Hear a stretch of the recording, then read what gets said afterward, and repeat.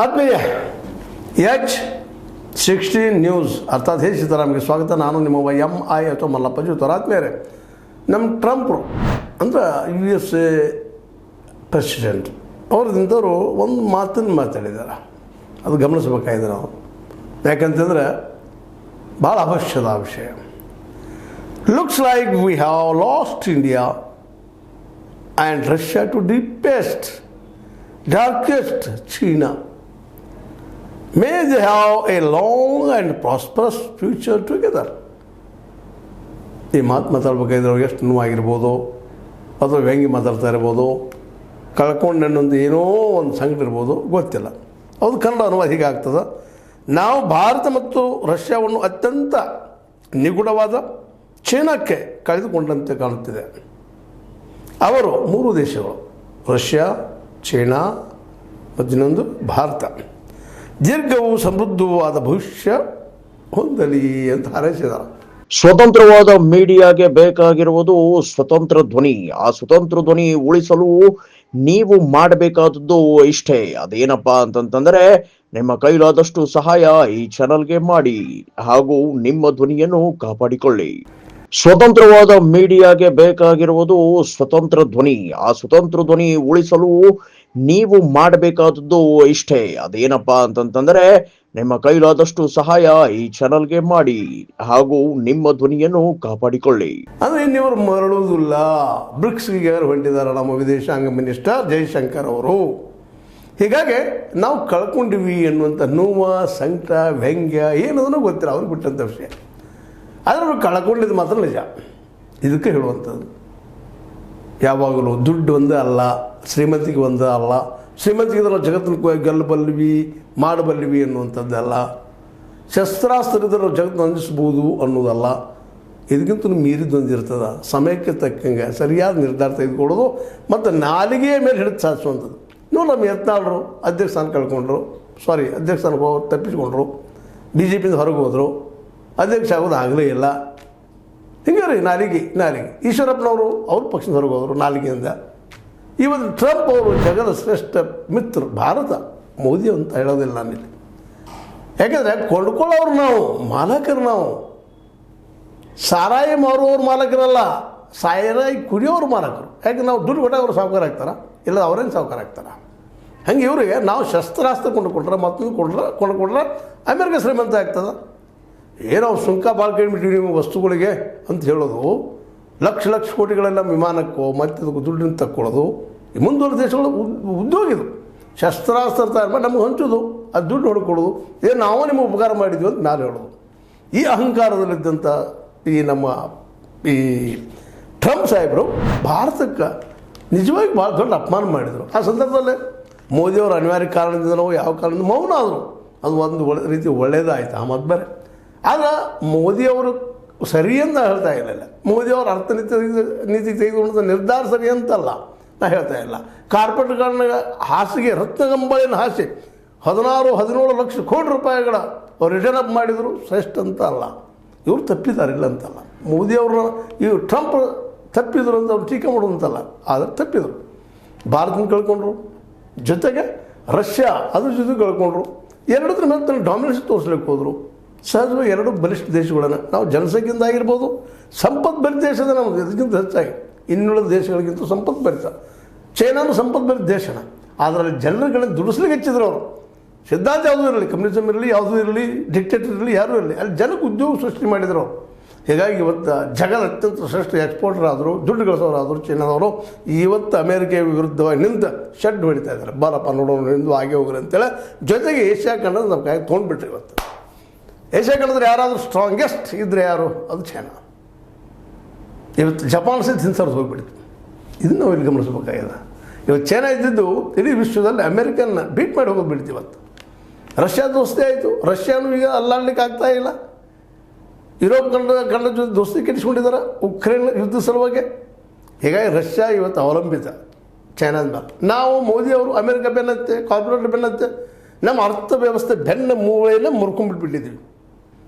ನಮ್ಮ ಸ್ವಂತ ನಾವು ಮಾತಾಡ್ತೀವಿ ಬೇಕಾದಷ್ಟು. Make India, India made India ಅಂತೇಳಿ ಇಲ್ಲ. ಯಾಕಂದ್ರೆ ನಮ್ಮಲ್ಲಿ ಸಣ್ಣ, ಅತಿ ಸಣ್ಣ, ಮೈಕ್ರೋ, ಅದ್ರ ಜೊತೆಗೆ ಏನಪ್ಪ ಅಂದರೆ MSMEಗಳು ಎಲ್ಲ ದಿವಾಳಿ. ಸಾಲ ಸಾಗಿಸ್ಕೊಟ್ಟಿವಿ, ಅದ್ರ ಕೆಲಸ ಇಲ್ಲಲ್ಲೇ, ಸಾಲ ತೊಗೊಂಡ್ರೆ ಓಡಿ ಹೋಗಿಬಿಟ್ಟಿದ್ದಾರೆ. ಪಾಪ ಅವ್ರು ನಡೀಲಿಕ್ಕೆ ಸಾಧ್ಯ ಇಲ್ಲ, ವ್ಯವಸ್ಥೆ ಬೇಕಲ್ಲ, ಮಾರ್ಕೆಟೇ ಇಲ್ಲಲ್ಲೇ. ನಾವು ಚೈನಾದಿಂದ ಉತ್ತಮವಾದ ಮಾಲನ್ನು, ವಸ್ತುವನ್ನು, ಗೂಡ್ಸನ್ನು ತಯಾರು ಮಾಡಿ ಮಾರಬೇಕು. ನಾವು ಚೈನಾ ಮತ್ತು ಅಮೇರಿಕಾ, ಯುರೋಪಿಯನ್ ದೇಶಗಳ ಜೊತೆ ಕಾಂಪಿಟೇಷನ್ ಮಾಡಬೇಕು. ಅಮೇರಿಕಾ ತಯಾರು ಮಾಡೋ ವಿಮಾನಗಳ ಜೊತೆ ನಾವು ಕಾಂಪಿಟೇಷನ್ ಮಾಡಬೇಕು. ಸಾಧ್ಯದನ ಮಾತಾಡ್ಬೋದು. ನಾವು ಭಾಳಷ್ಟು ಕುತ್ಕೊಂಡ ಮುಂಜಾನೆ ಸಂಜೆ ತನಕ ಕಟ್ವಿ. ನಾವು ಯಾವ ಪ್ರಿಯರಪ್ಪ ಅಂತಂದ್ರೆ ಕಷ್ಟೇ ಪ್ರಿಯರು. ಮಾತಾಡೋದು ಮುಂಜಾನೆ ನಾನು ಅಂತ ಕೆಲಸ ಮಾಡ್ತಾಯಿದ್ದೀನಿ, ಕುಂತು ಮಾತಾಡೋದು. ಆದರೆ ಕೆಲಸ ಅದಲ್ಲ. ಚೈನಾ ಇವತ್ತು ಏನು ಮಾಡಿಬಿಡ್ತಪ್ಪ ಅಂತಂದ್ರೆ, ಹೌದು ಡಿಕ್ಟೇಟರ್ ದೇಶ, ಅವನೊಬ್ಬಂದು ನಡೀತದೆ, ಎಲ್ಲ ಸರಿನ. ಆದರೆ ಎಲ್ಲರಿಗೂ ಉದ್ಯೋಗ ಸೃಷ್ಟಿ ಮಾಡೋದು, ಎಲ್ಲರೂ ಕೆಲಸ ಹಚ್ಚಿಬಿಟ್ಟವರು. ಕಡಿಮೆ ಪಗಾರ ಕೊಡೋದು, ಹೊಟ್ಟೆ ಕೂಳು ಹಾಕೋದು, ಮಲಗಾಗಿ ಒಂದು ವ್ಯವಸ್ಥೆ ಮಾಡೋದು, ದುಡಿರಪ್ಪ ಅಂತ ಹೇಳೋದು. ಉದ್ಯೋಗ ಕೊಟ್ಬಿಟ್ರೆ ಎಲ್ಲರಿಗೂ. ಇವತ್ತು ಜಗದ ಶ್ರೀಮಂತ ದೇಶಗಳು ಕಾಂಪಿಟೇಷನ್ ಮಾಡ್ತಾ ಇದೆ. ಅದರದ್ದು ಇನ್ಕಮ್ ವರ್ಷದ್ದು $17 ಟ್ರಿಲಿಯನ್, 2ನೇ ನಂಬರ್ ಅದ ಇವತ್ತು ವಿಶ್ವದಲ್ಲಿ. ಫಸ್ಟ್ ಅಮೆರಿಕದ $23 ಟ್ರಿಲಿಯನ್, ನಮ್ಮದು ಬರೀ $4 ಟ್ರಿಲಿಯನ್. ಅದಕ್ಕೆ 4ನೇ ನಂಬರ್ ನಾವು ಹೇಳಿದ್ದೀವಿ. ಇಲ್ಲಿ ಮ್ಯಾನುಫ್ಯಾಕ್ಚರಿಂಗ್ ಇಲ್ಲೇ ಇಲ್ಲ, ನಾವು ಖರೀದಿ ಮಾಡ್ತೀವಿ, ಬರೀ ಇಂಪೋರ್ಟ್ ಮಾಡ್ಕೊಳ್ತೀವಿ, ದುಡ್ಡು ಹೆಚ್ಚು ಹೋಗ್ತದೆ. ಹೇಗೆ ನಾವು ದಿವಾಳಿಗೆ ನಿಂತಿದ್ದೀವಿ ಇವತ್ತು. ಚೈನಾ ಕಡೆಗೆ ನಾವು ಭಾರತದವರು ವಾಲಿದ್ವಿ, ರಷ್ಯಾ ಹೋಗಿ ಬಿದ್ದು ಬಿಟ್ಟಿದ್ದಲ್ಲೇ. ಇಂಥ ಸಂದರ್ಭದಲ್ಲೇ ಅಮೇರಿಕ ಇದ್ದಿದ್ದು ದೊಡ್ಡ ಬ್ಲೆಂಡರ್ ಮಾಡಿದ್ದೇನಪ್ಪ ಅಂದರೆ, ಮಿಸ್ಟೇಕ್ ಅಲ್ಲದು, ಬ್ಲೆಂಡರ್. ಭಾರತನ ಹೆದರು ಹಾಕೊಂಡ್ಬಿಡ್ತು. ಏಕದಮ್ ಒಬ್ಬ ಅತ್ಯಂತ ಕೀಳ ವ್ಯಕ್ತಿಪ ಇದು ಅನ್ನುವಂಗೆ ಭಾರತದ ಜೊತೆ ವ್ಯವಹಾರ ಮಾಡಿದರು. ಭಾರತ ಸ್ವಾಭಿಮಾನ ಹೇಳಲಿಲ್ಲ, ಅನಿವಾರ್ಯ ಆಯಿತು ಕಮ್ಯುನಿಸಮ್ ಕಡೆ ಹೋಗುವಂಥದ್ದು. ಯಾವ BJP, ಯಾವ RSS, ಯಾವ ಸಂಘ ಪರಿವಾರ ಕಮ್ಯುನಿಸಮ್ನ ವಿರೋಧ ಮಾಡ್ತಾಯಿದ್ರು. ನಖಚಕಾಂತವಾಗಿ ಅವ್ರು ಇವತ್ತು ಅವರು ನೆರಳಿಗೆ ಹೋಗುವಂಥ ಪ್ರಶ್ನೆ ತಂದಿಟ್ಟರು ಮೋದಿ ಅವರು. ಅದಕ್ಕೆ ಕಾರಣ ಟ್ರಂಪ್ ಅವರು. ಇಬ್ಬರು ಕಾರಣೀಕರ್ತರ. ಕಾರ್ಪೊರೇಟ್ ವ್ಯವಸ್ಥೆ ನಮ್ಮಲ್ಲಿ ತೊಗೊಂಬಂದರು. ಮೂಲತಃ ಕಾಂಗ್ರೆಸ್ ತಪ್ಪು. ಕಾಂಗ್ರೆಸ್ ಓಪನ್ ಮಾರ್ಕೆಟ್ ತರಲೇಬಾರದು, ತಂದರು. ಮನಮೋಹನ್ ಸಿಂಗ್ ಏನೋ ಮಾಡಿದ್ರು, ಜಾದು ಮಾಡಿದಾಗ ಅನಿಸ್ತು, ಆರಂಭದಲ್ಲಿ ಸರಿ ಅನಿಸ್ತು. ಇನ್ವೆಸ್ಟರ್ಸ್ ಮಾತ್ರ ಲಾಭ ಆಗ್ಬೋದು ಅಂತೇಳಿ. ನಂತರ ಏನೂ ಲಾಭ ಇಲ್ಲ, ಇನ್ನೂ ಇಲ್ಲಿ ಮ್ಯಾನುಫ್ಯಾಕ್ಚರಿಂಗ್ ಏನಿಲ್ಲ ಅಂದಾಗ ಬಿಟ್ಬಿಟ್ಟು ಹೋಗಿಬಿಟ್ರಿ. ಇವತ್ತು ಏನು ಖಾಲಿ ಆಗ್ಯದ. ಏನೇನೋ ಹವಾಲುಗಳು ಎಂತೆಂಥವು ಏನೇನೋ ಗದ್ದಗಳು ಹಾಕ್ಕೊಂಡು ಹೋಗಿಬಿಟ್ವಿ ಕಳೆದ 10-15 ವರ್ಷದಲ್ಲಿ. ಅದರಲ್ಲೂ ಈ 11 ವರ್ಷದಲ್ಲ. ಈ ಎಲ್ಲ ನೆಲೆಗಟ್ಟಿನಲ್ಲೇ ಇವತ್ತು ಟ್ರಂಪ್ ಅವ್ರಿಗೆ ಗೊತ್ತಾಗ್ಯದ, ಇನ್ನು ಇಂಡಿಯಾ ನಮ್ಮ ಜೊತೆ ಬರಲಿಕ್ಕೆ ಸಾಧ್ಯ ಇಲ್ಲ. ಯಾಕಪ್ಪ ಅಂದ್ರೆ ಆಲ್ರೆಡಿ ಚೈನಾದ ಪೂರ್ತಿ ಹುಡೀಲಿ ಹೋಗಿ ಬಿದ್ದುಬಿಟ್ಟದೆ. ಇವತ್ತು ಚೈನಾ ಎಲ್ಲ ಸಹಾಯ ಮಾಡಲಿಕ್ಕೂ ರೆಡಿ ಆಗಿಬಿಟ್ಟದೆ ಇಂಡಿಯಾಕ್ಕೆ. ಈವನ್ ಬಾರ್ಡರ್ದು ಏನು ತಕರಾರು ಇರ್ತದೆ, ನಾವು ಬೇಡಪ್ಪ ದೋಸ್ತಿ ಆಗಿರೋ, ನಾವು ದೋಸ್ತಿ ನಮ್ಮವ್ರು ನಿಮ್ಮವ್ರು ಬರ್ರಿ, ನಿಮ್ಮವ್ರು ಅಲ್ಲಿ ಬರ್ತೀವಿ ಅಂಥೇಳಿ ಪಾಕಿಸ್ತಾನ ಸಹಿತ ದೋಸ್ತಿ ಮಾಡೋ ಹಂತಕ್ಕೆ ನಮ್ಮ ಚೈನಾ ನಿಂತು ಬಿಟ್ಟದೆ. ಇವತ್ತು ಎಲ್ಲರೂ ಕೂಡಿರೋಣ ಹಂಚು ಊಟ ಮಾಡೋಣ ಅಂತ ಸಿದ್ಧಾಂತಕ್ಕೆ ಬರ್ತದೆ. ಯಾಕಂದ್ರೆ ಅವ್ರಿಗೆ ಅಮೇರಿಕನ್ ಸೋಲಿಸ್ಬೇಕಾಗ್ಯದ. ಜಗದಲ್ಲಿ ನಾವು ಪವರ್ಫುಲ್ ನಮ್ಮಷ್ಟು ಯಾರೂ ಇಲ್ಲ ಅಂತೇಳಿ ಆಲ್ರೆಡಿ ಭಾರತವನ್ನು ಏಕಾಂಗಿ ಮಾಡಿಬಿಟ್ರು ಅವರು. ಭಾರತ ಇವತ್ತು ಏಕಾಂಗಿ ಅದ. ಅದ್ರ ಪಾಕಿಸ್ತಾನ ಅವ್ರ ಜೊತೆಗೆ ಅದ, ಚೈನಾ ಜೊತೆಗೆ, ನೇಪಾಳ ಅವ್ರ ಜೊತೆಗೆ ಅದ, ಶ್ರೀಲಂಕಾ ಅವ್ರ ಜೊತೆಗೆ ಅದ, ಪಾಕಿಸ್ತಾನ ಆಲ್ರೆಡಿ ಅದ, ಮಾಲ್ದೀವ್ಸ್ ಅವ್ರ ಜೊತೆಗೆ ಅದ.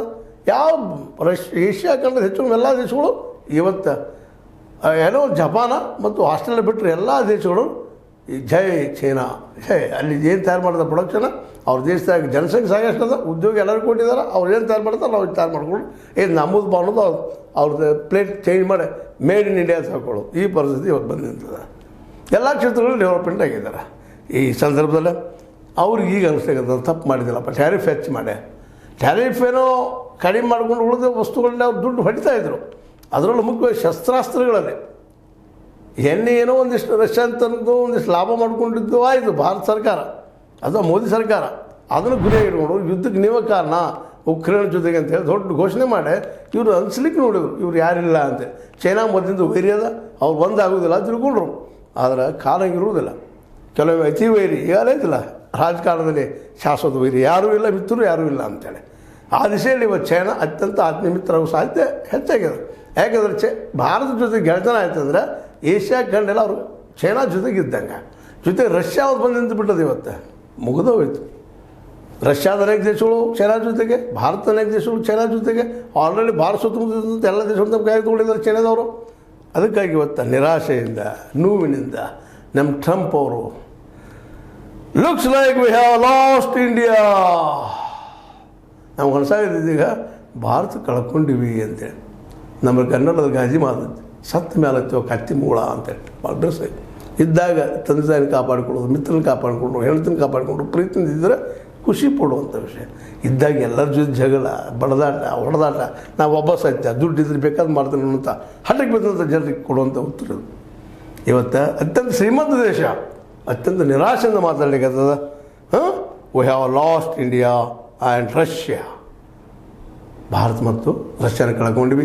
ಅವೆರಡೂ ನಮ್ಮ ಜೊತೆ ಇದ್ದಿದ್ರೆ ಇವತ್ತು ಚೀನಾನ ಕಂಟ್ರೋಲ್ ಮಾಡ್ತಾ ಇದ್ವಿ ಅನ್ನುವಂಥ ನೋವು ಟ್ರಂಪರ ಮನದಲ್ಲಿ, ನೋವಿನ ಜೊತೆಗೆ ಸಂಕಟ. ಇದಾಗಬಾರ್ದಾಗಿತ್ತು, ಆಯಿತು. ಅದಕ್ಕೆ ಕಾರಣ ನಾವು ಅಂತ. ಅದಕ್ಕೆ ನಾಲಿಗೆ ಮೇಲೆ ಹಿಡ್ತಿರ್ಬೇಕು ಅಂತಿರುವಂಥದ್ದು. ನಾಲಿಗೆ ಒಳ್ಳೆಯದಾದರೆ ನಾಡೆಲ್ಲ ಒಳ್ಳೆಯದು ಅಂತ ಹಿರಿಯರು ಸುಮ್ಮನೆ ಹೇಳಿಲ್ರಿ, ಅನುಭವದ ಮಾತುಗಳು. ಅದಕ್ಕಾಗಿ ನಮ್ಮ ನಾಲಿಗೆ ನಾವು ಆದಷ್ಟು ಹಿಡಿದಲ್ಲಿಟ್ಕೊಂಡು, ನಮ್ಮ ಸಿಟ್ಟನ್ನು ನಮ್ಮ ಹಿಡಿದಲ್ಲಿಟ್ಕೊಂಡು ಕಾರ್ಯ ಸಾಧನೆ ಮಾಡಬೇಕು ಅನ್ನೋದು ಈ ಸಂದರ್ಭದಲ್ಲಿ ಟ್ರಂಪನ್ನು ನೋಡಿ ಕಲಿಬೇಕಾಗಿದೆ. Trump Trump Trump Donald Trump. ಇದು ನಿಮಗೆ ಲಾಗ ಇರ್ಬೋದು. ಲೈಕ್ ಮಾಡಿ, ಶೇರ್ ಮಾಡಿ, ಕಮೆಂಟ್ ಮಾಡಿ, ಜೊತೆ ಸಬ್ಸ್ಕ್ರೈಬ್ ನಿಲ್ಲಿಸಬೇಡ್ರಿ. ಯಾಕೆ 16 ನ್ಯೂಸ್ ಆರ್ಗನೈಸೇಷನ್ ತರ ಕೈಗನ್ನಡಿ ವಂದನೆಗಳು.